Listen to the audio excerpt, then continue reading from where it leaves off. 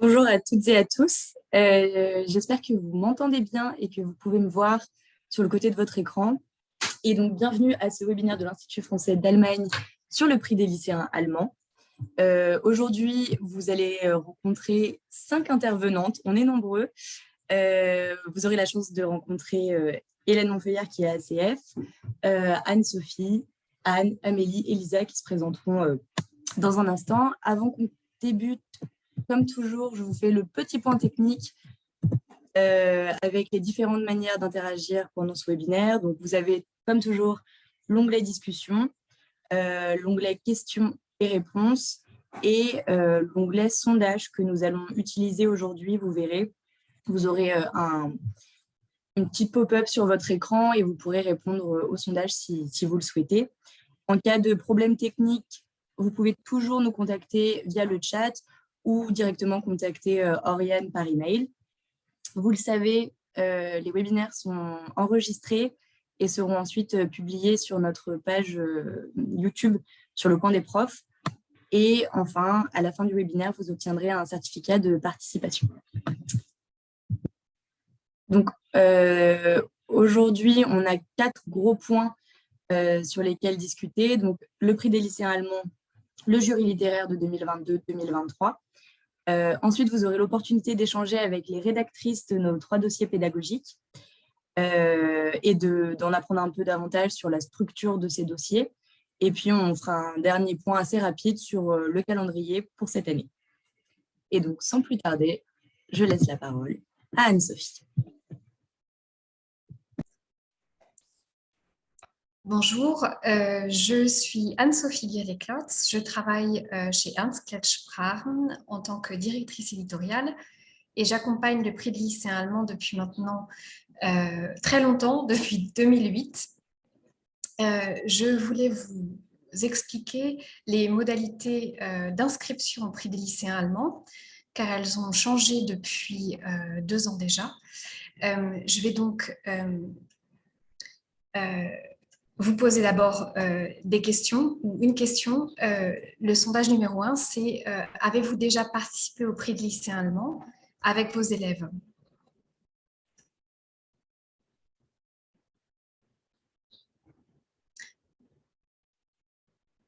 Et vous êtes-vous déjà inscrit au prix des lycéens allemands pour l'année 2023, l'année à venir?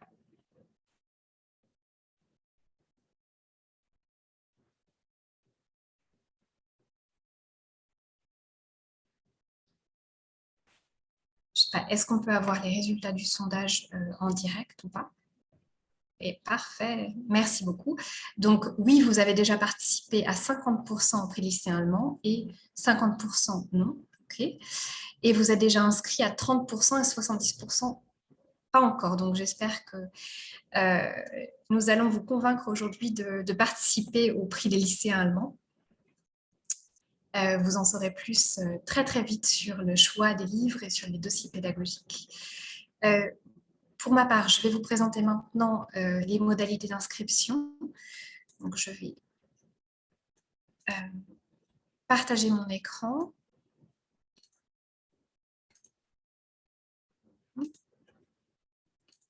Ça n'a pas marché, pardon. Ça va marcher tout de suite. Voilà. Vous voyez sur mon écran la page d'accueil de klettsprachen.de.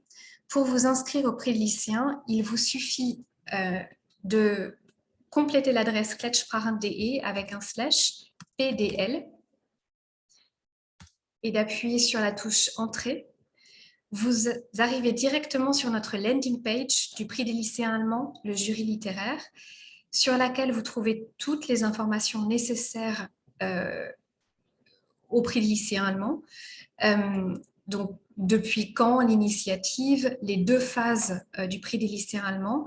Nous sommes là dans la phase du jury littéraire, c'est-à-dire qu'avec vos élèves, vous allez pouvoir lire 3 romans qui ont été sélectionnés par l'Institut français Klettsprachen, la VDF, l'année prochaine, voilà. Et l'année qui suit, ce sera le concours vidéo. Pour vous inscrire au prix des lycéens, il vous suffit d'appuyer sur le bouton Zur Anmeldung, prix des lycéens allemands.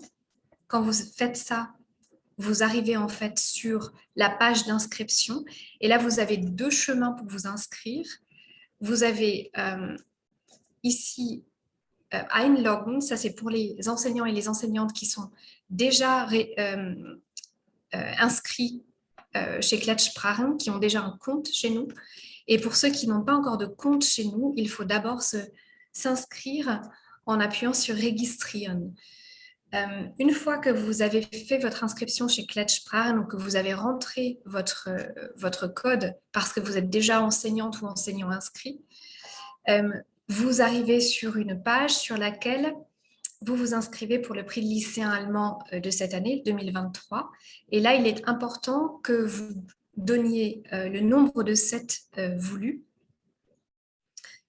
pour votre classe. Et si par exemple, vous avez une classe de 12 élèves, il faut commander 4 sets en général parce que dans chaque set, il y a 3 livres et on recommande en fait un set pour 3 élèves, que les élèves puissent se faire passer les livres pour les lire. Donc, si vous avez 12 élèves dans votre classe ou dans votre AG pour participer au prix de lycéen, on conseille donc de commander 4 sets pour les élèves. Les sets sont au prix de 36,50 € cette année.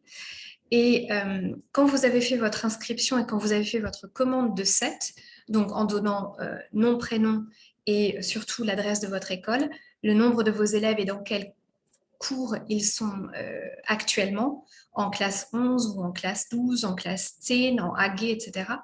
Vous recevez un mail de notre part qui confirme votre inscription et votre commande et dans lequel vous recevez un Actionscode que vous pouvez donner en fait sur notre page internet pour recevoir le set pour l'enseignant, l'enseignante gratuit. Ça, c'est si vous êtes déjà décidé, si vous avez envie de participer au prix et si vous savez que vous avez déjà une classe qui pourra le faire dès la rentrée avec vous.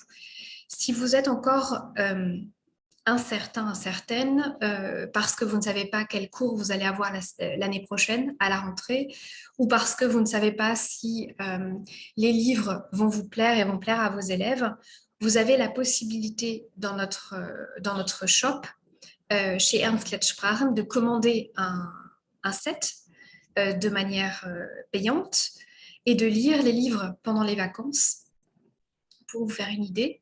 Et dans ce cas-là, je vous conseille en fait, si ça vous permet de vous décider pour le prix, de commander un set de moins pour vos élèves pour la rentrée. Et comme ça, vous recevrez en fait les sets pour vos élèves que vous compléterez avec le set déjà payé et vous aurez votre set gratuit en tant qu'enseignant. Voilà pour les modalités d'inscription sur notre site internet. Est-ce que vous avez des questions? Si oui, vous pouvez peut-être les écrire dans le chat et je peux y répondre maintenant.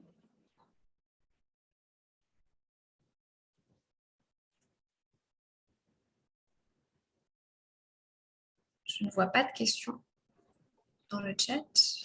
Non, c'est peut-être que tu as été très claire. J'ai été très claire. Okay.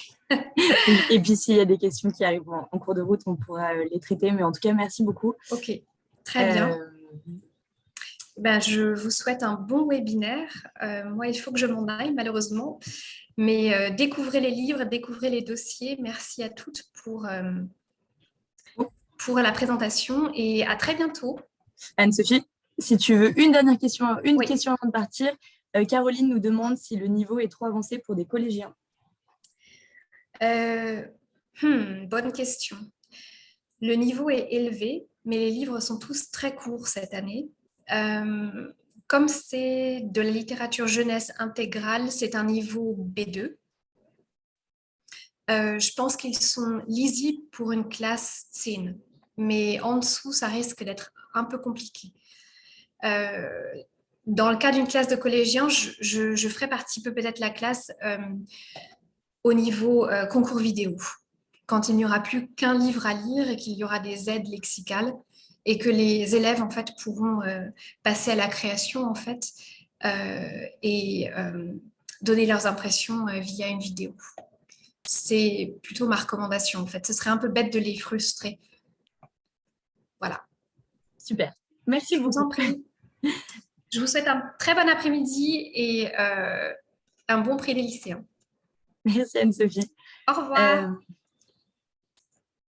donc, on a eu les explications pour les inscriptions et maintenant, on vous fait la découverte, qui n'est plus vraiment secrète d'ailleurs, de ces 3 romans de l'année 2022-2023. Donc, Le secret de Mona, Willy et Frères. Et si je peux dire, j'appelle au micro Hélène Monfeuillard pour vous en dire un petit peu plus. Bonjour, je suis Hélène Monfeuillard, attachée de coopération pour le français de la Saxe-Anhalt et de la Basse-Saxe, et je travaille avec mes collègues berlinoises sur le prix des lycéens cette année encore. Aujourd'hui, on a nos 3 rédactrices qui vont vous parler des romans et donc ensuite, je vous parlerai un petit peu des dossiers pédagogiques. Et pour commencer, on va parler du Secret de Mona qui a été écrit par Patrick Barr. C'est un roman qui est édité chez Syros. Alors, c'est un roman qui est relativement court, qui fait 165 pages, mais voilà, c'est un peu pour vous donner un ordre d'idée pour vos élèves. Ça reste beaucoup plus long que ce qu'ils font probablement d'habitude en termes de lecture.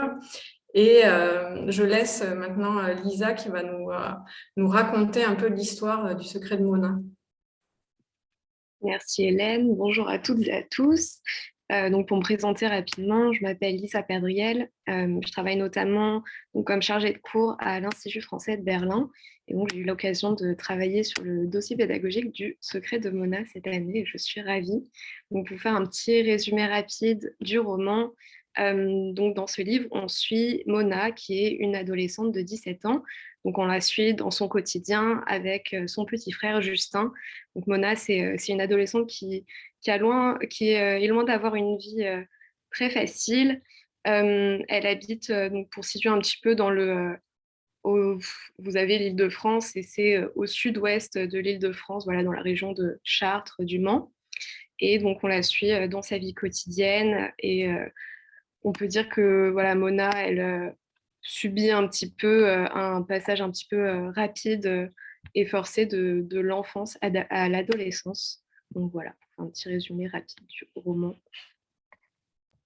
Alors oui, c'est un roman dans lequel il y a beaucoup de rebondissements. Est-ce que tu peux nous dire quel passage tu as trouvé le plus intéressant dans ce roman-là? Alors je vais être un petit peu cliché, mais mon passage préféré du livre, c'est la fin du livre, donc quand on découvre quel secret nous cache Mona. Alors je sais que certaines s'y attendaient ici, personnellement, moi je ne l'avais pas vu venir, voilà. Et donc voilà, quand on découvre son secret, ça nous donne aussi, enfin ça donne à l'histoire une toute autre dimension. Donc bon, en effet, on voit quand même qu'il y a quelque chose venir, ça va un petit peu crescendo, donc ça permet de faire quelques hypothèses mais je pense que vous allez quand même être assez étonnés de la fin de l'histoire. Oui, c'est vrai. Et c'est un roman qui parle d'une adolescente. Ça peut sembler un thème banal, mais qu'est-ce qui est très particulier dans l'écriture de ce roman?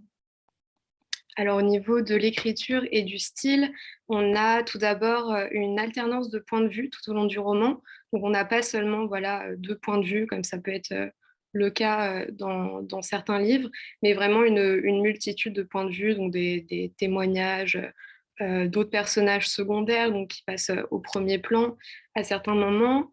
Donc ça donne voilà, un certain rythme à la lecture. Et au niveau du style encore, on peut avoir un bon aperçu dans ce livre du langage des jeunes, donc du parler adolescent en France actuellement, donc ce qui peut être toujours intéressant pour les élèves. Oui, effectivement, c'est un sujet qui est souvent abordé en classe. Et est-ce qu'il y a d'autres prolongements voilà, quel thème peut-on aborder en classe quand on a lu Le secret de Mona?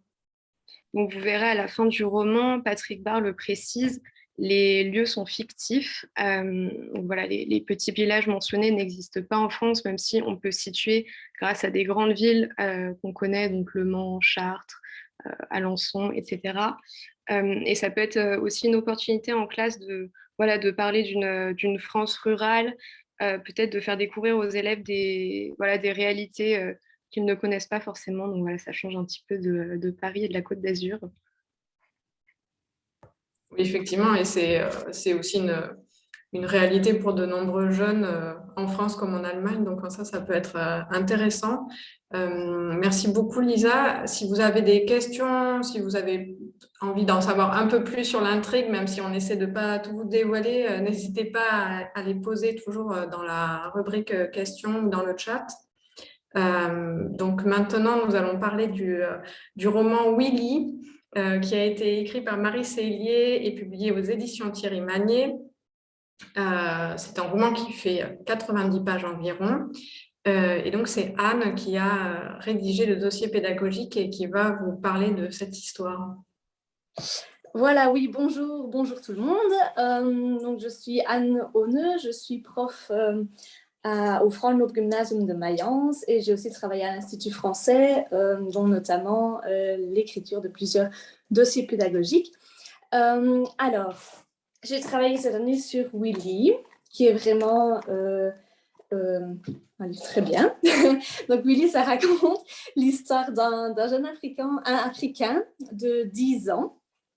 Il vit dans un petit village en Afrique, quelque part en Afrique, avec ses 9 frères et sœurs. C'est le seul de la famille qui a un nom simple, tous les autres ont un nom double. C'est le seul de la famille qui est doué à l'école. Et c'est d'ailleurs pour ça qu'à la mort subite de sa mère, il est envoyé chez son oncle dans une ville un peu plus grande pour pouvoir poursuivre ses études. Et dans cette nouvelle école, il rencontre un Français, Armand, qui se dit être le bon ami de Willy et qui va lui faire un peu miroiter la vie qu'il pourrait avoir à Paris, en France, et que là-bas, il pourrait poursuivre ou suivre de meilleures études pour atteindre son rêve qui est en fait de devenir médecin et même chirurgien. Et donc, Willy est très intéressé par cette opportunité-là. Maintenant, les billets d'avion coûtent cher, mais Armand lui propose d'autres moyens. Il y a d'autres moyens qui existent. Je ne vous dévoile pas la fin. C'est aussi une fin très... Non, je ne vous dis rien sur la fin. Oui. J'ai perdu le fil de mon histoire, mais bref, voilà. Oui, je pense que tu as bien résumé l'histoire et effectivement, on essaie de vous donner envie de lire les romans, soit pour vous, soit avec vos élèves, mais de ne pas les divulgacher, comme on dit en bon français. J'ai précisé la longueur du roman. C'est un roman qui est plus court que les deux autres. Est-ce que c'est pour autant un roman facile ? Pas tout à fait. Donc, effectivement, il n'y a que 90 pages avec de très courts chapitres, parfois juste 2-3 pages par chapitre. Mais c'est un peu trompeur, effectivement. La langue et le style qui sont utilisés ne facilitent pas vraiment la compréhension. C'est plutôt une écriture poétique. Il y a aussi des titres qui sont... qui représentent, enfin, qui définissent les différents chapitres, qui ont même un double sens. Donc, tout ça complique un petit peu, effectivement, la compréhension, mais comme c'est un livre qui se lit d'une traite, d'un souffle, assez rapidement, c'est quand même possible, évidemment, pour les élèves de bien comprendre et de bien rentrer dans l'histoire pour ne pas rater un seul détail. Et effectivement, et tu disais que tu étais toi-même enseignante. Pourquoi est-ce que ce roman est intéressant à lire en classe ? Alors, c'est une histoire qui s'inscrit dans le thème de la francophonie, puisqu'on rentre un petit peu dans cette vie quelque part en Afrique, cette vie du petit Willy. Donc, on touche à la vie quotidienne dans un petit village africain, la vie de famille, la scolarité, les chances et les possibilités de ces enfants en ce qui concerne leur propre futur, finalement. Et donc, ça montre aussi que le français n'est pas une langue de France, une langue monolithique. Elle a beaucoup de facettes différentes et elle permet de parler de partager beaucoup de mondes différents. Oui, et aussi, alors tu disais que les chapitres avaient des titres un peu poétiques, et c'est vrai que Willy, c'est un roman qui est écrit comme un peu comme un conte. En quoi il reste, malgré cette forme, un roman qui parle de questions très actuelles? Oui, donc effectivement, l'histoire ressemble plus ou moins à un conte. Les personnages sont bien définis, il y a les bons d'un côté, les méchants de l'autre.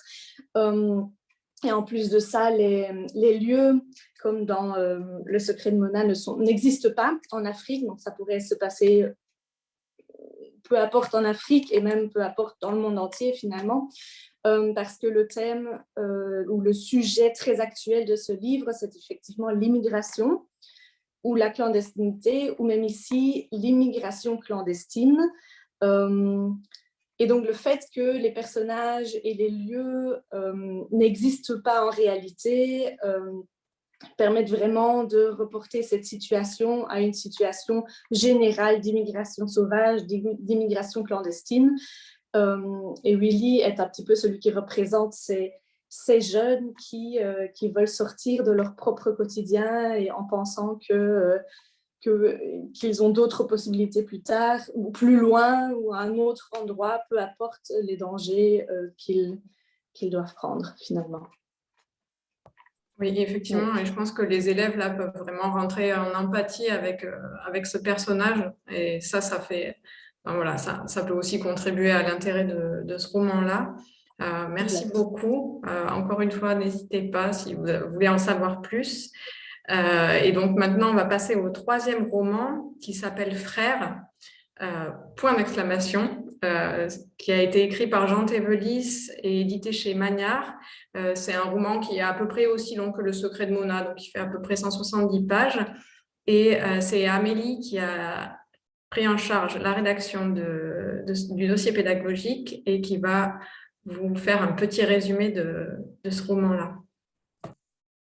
Oui, bonjour tout le monde. Pour me présenter, je m'appelle Amélie Charvet. Je suis également enseignante de français, mais à un niveau un petit peu plus élevé. Donc, je travaille à un niveau universitaire. Je suis donc lectrice de français, mon public est adulte. Donc, le prix des lycéens, c'est toujours une manière de rafraîchir un petit peu mon quotidien. Concernant le livre, il s'appelle donc Frères, point d'exclamation, mes frères au singulier.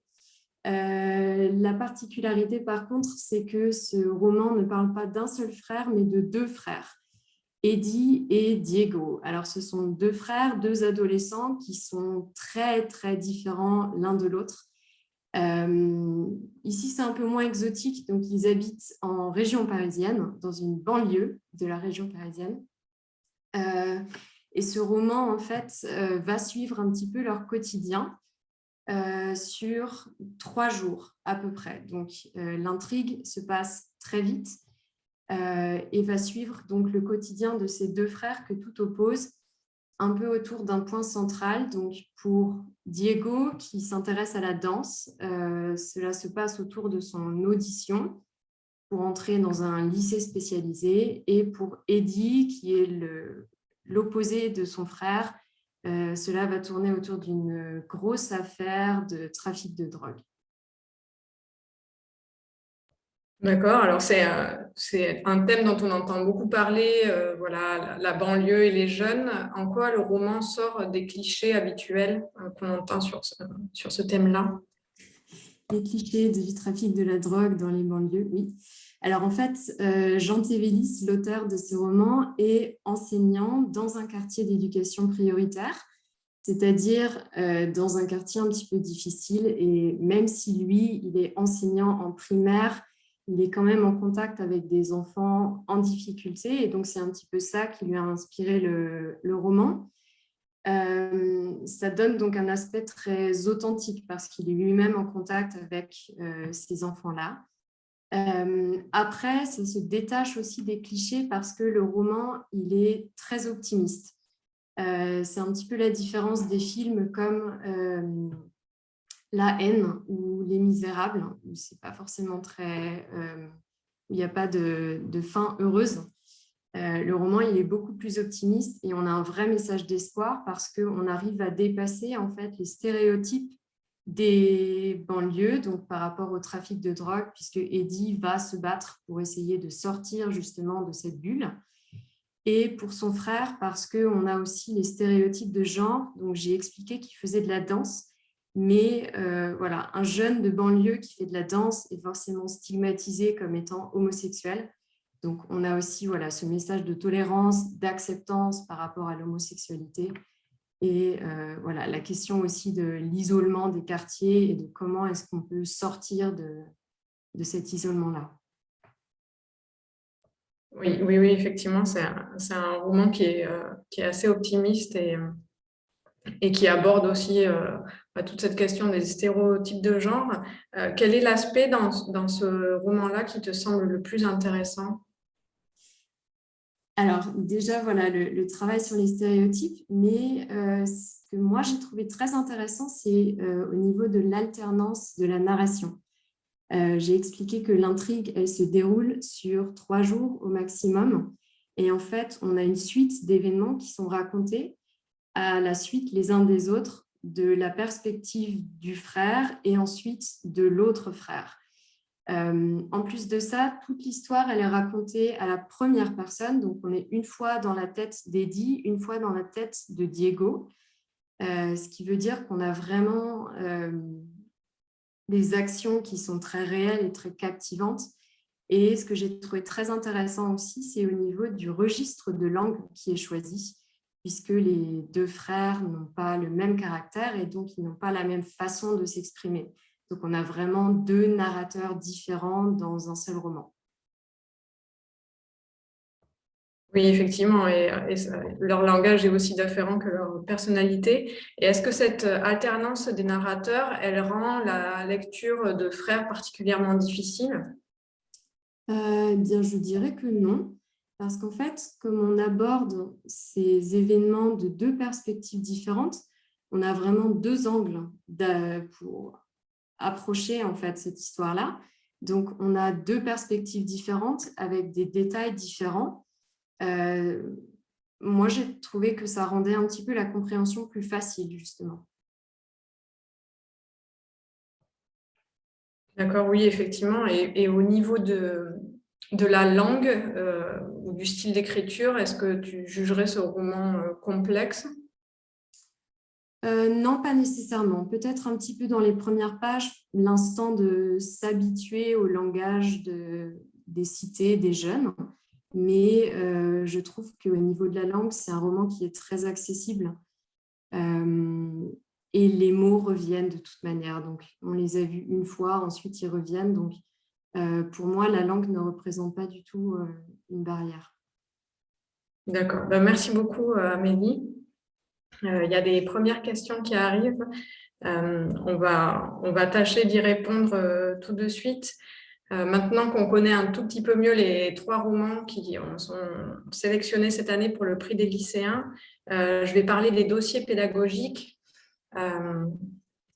que nous proposons, qui sont encore en cours de rédaction, relecture, mise en page, mais qui seront prêts cet été. Donc, ce sont des dossiers pédagogiques, mais qui sont plutôt des dossiers d'aide à la lecture qui sont pensés pour que les élèves puissent lire les romans en autonomie et donc qu'ils puissent s'appuyer sur ces documents-là pour avoir une lecture simplifiée, plus fluide et donc plus plaisante. On a fait 3 parties pour ces dossiers pédagogiques. Il y a d'abord, dans une première partie, les élèves vont pouvoir découvrir le roman. Ensuite, il y a une seconde partie qu'on a appelée la lecture pas à pas et que je vais détailler tout de suite après. Et il y a une partie qui est plutôt pensée pour travailler après la lecture et éventuellement pour commencer à préparer les jurys d'école que vous allez mener avec vos élèves. Donc, tout d'abord, dans la partie découvrir le roman, on a fait 3 sous-catégories. Donc, la biographie de l'auteur, qui est une courte présentation de l'auteur et de quelques œuvres, quelques éléments sur sa vie.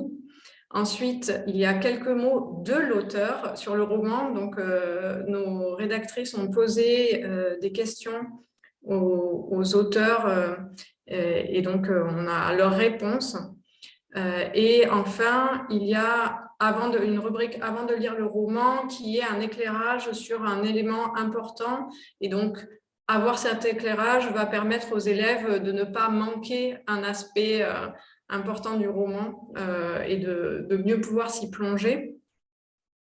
Donc ensuite, il y a la deuxième partie qui est la lecture pas à pas. Donc, dans ces lectures pas à pas, il y a comme un sous-chapitre du dossier pédagogique par chapitre du roman, en fait. Ce qui permet aux élèves de lire le roman éventuellement par petites portions et à chaque fois d'avoir cette étape pour être certain qu'on a bien compris l'histoire et être aidé. Donc tout d'abord, il y a la rubrique en bref, qui est un résumé du chapitre qui est illustré par des petits icônes, des petits emojis. La langue est beaucoup plus simple, bien sûr, que celle qui est employée dans le roman. Là, on essaye, l'objectif visé, c'est d'avoir plutôt un objectif B1, B1+, dans la langue, alors que les romans authentiques, comme l'a dit Anne-Sophie, sont au niveau B2. Ensuite, il y a une partie avec de l'aide au vocabulaire. Donc, que veut dire? Donc, j'ai vu qu'une enseignante avait posé cette question, est-ce que les romans sont annotés? Et la réponse est non. Ce sont vraiment les romans qui ont été édités en France et donc qui sont destinés à un public francophone. Et c'est bien pour cela qu'on rajoute dans ces dossiers pédagogiques des tableaux avec page par page des mots qui sont soit explicités avec des synonymes ou avec des périphrases, ou bien parfois qui sont traduits quand l'exercice est trop difficile. Donc voilà, donc ça peut être des noms, des verbes, des adjectifs, tout type de mots peuvent être expliqués, en particulier le langage qui peut être familier ou argotique.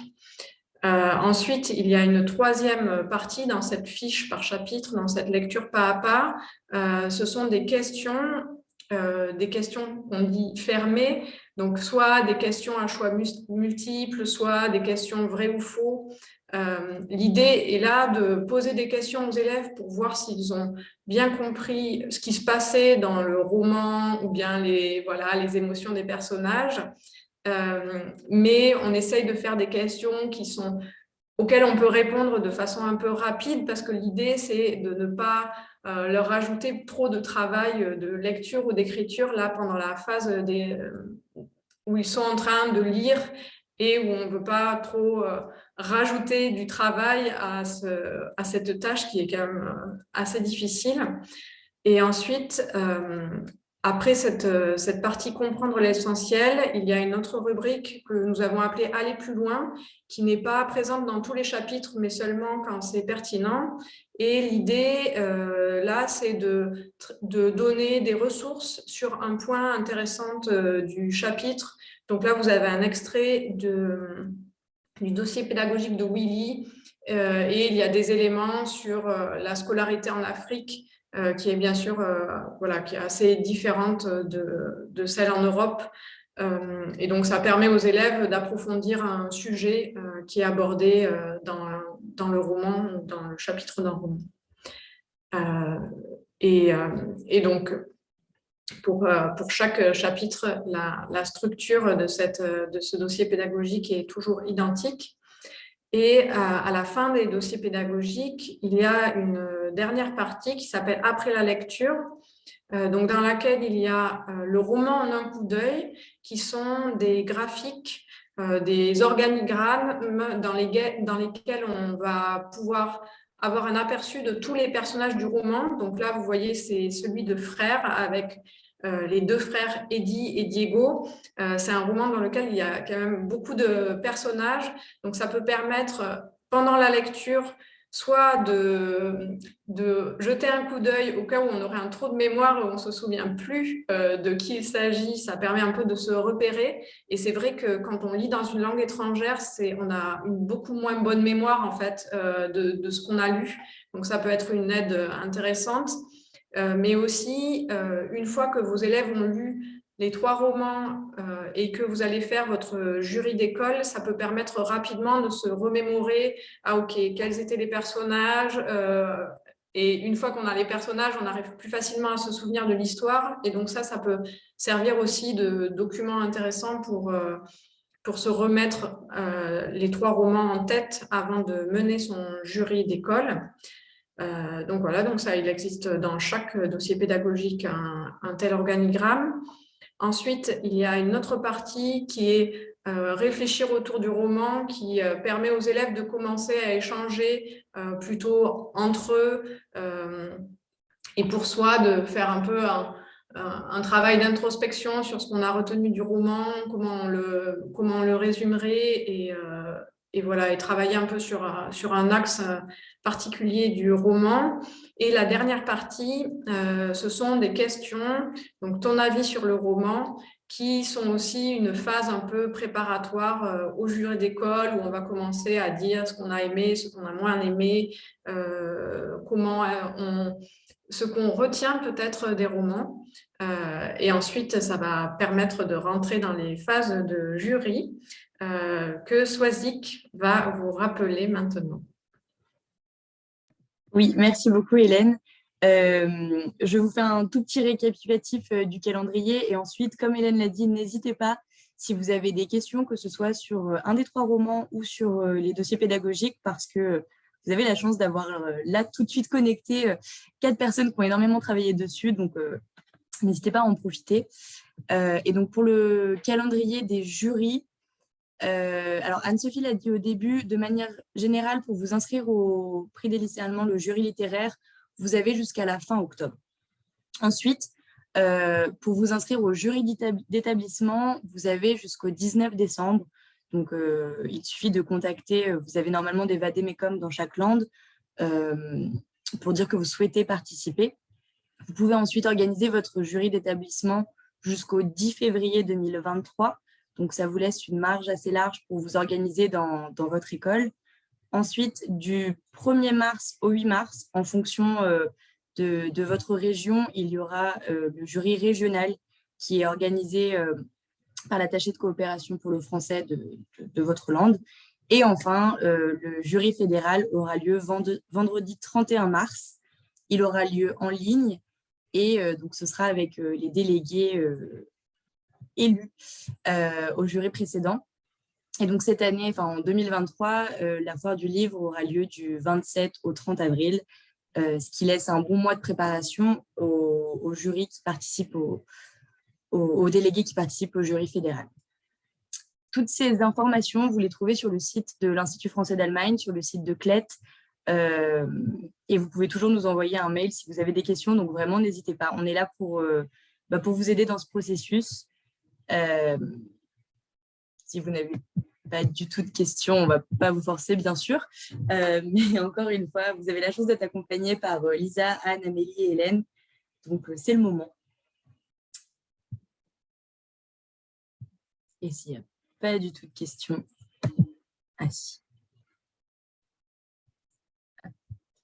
S'il n'y a pas du tout de questions... Alors, Swazik, que je vois une remarque dans le chat. Le jury fédéral, il est en ligne et c'est vrai que c'est la première fois. Voilà. Est-ce qu'il y a un moment où les délégués vont être réunis? Oui, les délégués sont réunis à la foire du livre de Leipzig en avril, justement.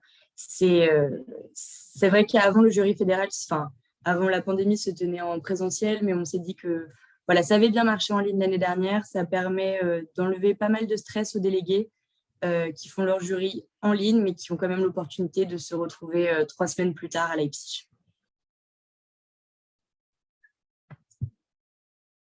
Est-ce qu'il y a d'autres questions dans le chat? Est-ce que Lisa, Anne ou Amélie, vous souhaitez dire un dernier mot sur vos romans? À part que c'est vraiment de super ouvrages à lire. Ah, alors Hélène, peut-être que tu veux répondre. On a une question dans le chat. Tous les livres ont le niveau B2. Alors, peut-être que Frères est un tout petit peu plus facile dans la langue. Après, ça reste un livre de 170 pages, donc en ça, je pense qu'il faut quand même que les élèves aient un bon niveau, parce que je pense que sinon, si la lecture est trop laborieuse pour les élèves, on perd la notion de plaisir. Donc, en ça, je pense que quand même, il faut que les élèves aient un bon niveau. C'est bien pour ça que Anne-Sophie disait, voilà, avant la 10e ou 11e classe, ça semble trop ambitieux de participer au prix des lycéens allemands. C'est parfois le cas dans les lycées qui ont des projets d'établissement un peu particuliers, voilà, des lycées bilingues. Mais sinon, ouais, c'est plutôt à partir de la 10e, 11e, voire 12e classe que le prix des lycéens allemands est mené dans les établissements.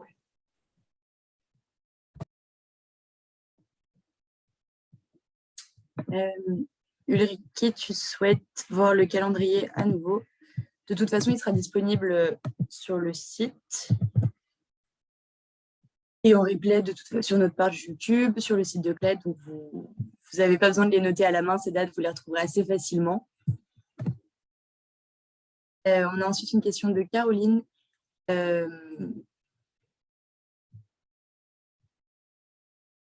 Qui demande comment peut-on structurer la participation au jury littéraire. Est-ce que c'est plutôt dans un club de littérature? Combien de fois par mois faudrait-il se réunir? Et pourquoi pas partager vos expériences? Hélène, si tu veux commencer à répondre, ou si Anne ou... Oui, bah, en fait, alors moi, j'ai jamais travaillé en lycée comme enseignante, donc je n'ai jamais participé au prix des lycéens allemands. Cela dit, dans les pratiques de ce que j'entends auprès des enseignants que je connais, il y a parfois des clubs de littérature. Donc, en fait, voilà, on se retrouve une fois par semaine et on commence à échanger des romans. Il y a aussi des professeurs qui travaillent sur le prix des lycéens allemands en classe, qui donnent les livres à lire aux élèves, parfois même pendant les vacances d'été, ou bien qui donnent voilà, un chapitre ou deux à lire par semaine. Ça, c'est assez libre. Je pense que pour avoir plus de réponses à cette question, vous pouvez assister au prochain webinaire en fait, qui va être mené par CLET et par la VDF avec Ulrike Lang, qui a une grande expérience de ce projet-là et qui pourra vous donner plus d'informations en fait. Mais effectivement, les élèves, on n'a jamais le temps de lire réellement, de prendre le temps de lire directement en classe. Ça serait évidemment impossible. Donc, et d'où le besoin de faire des dossiers d'accompagnement à la lecture.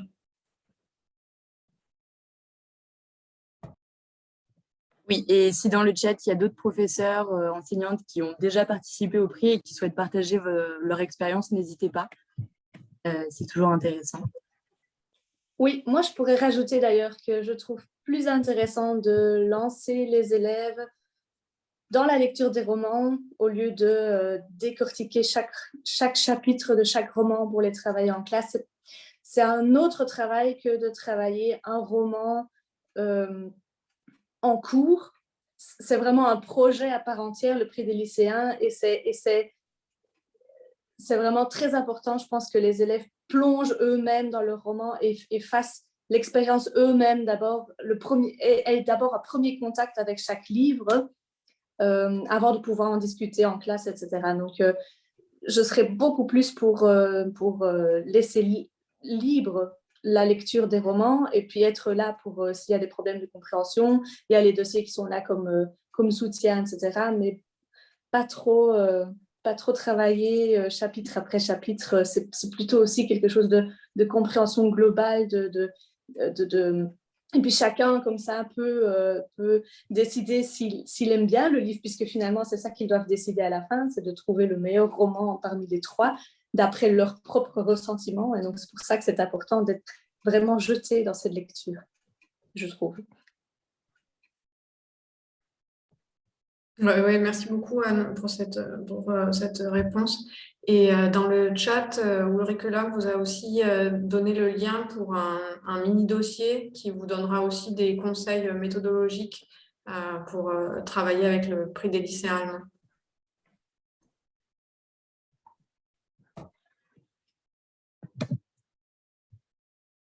Donc, je ne sais pas s'il y a d'autres questions. Le temps que peut-être elles vous viennent, j'en profite pour vous annoncer notre calendrier des prochains webinaires parce que le prix des lycéens, on aura d'autres rendez-vous et donc vous aurez aussi le temps de vous lancer dans le projet et si vous avez des questions, d'y participer et de pouvoir les poser à ce moment-là. Donc, en ce qui concerne strictement le prix des lycéens allemands, on a une prochaine rencontre jeudi 23 juin à 16h30.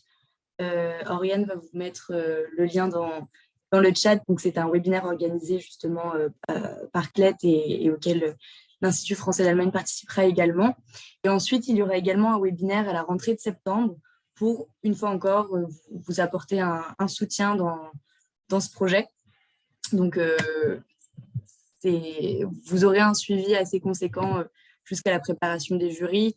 Ça mettra un petit peu plus de temps, mais concernant le prix des lycéens, il y a aussi les rencontres avec les 3 auteurs qui sont généralement organisées à partir de fin octobre jusqu'à la mi-novembre. Donc, vous pouvez participer avec vos élèves à ces rencontres.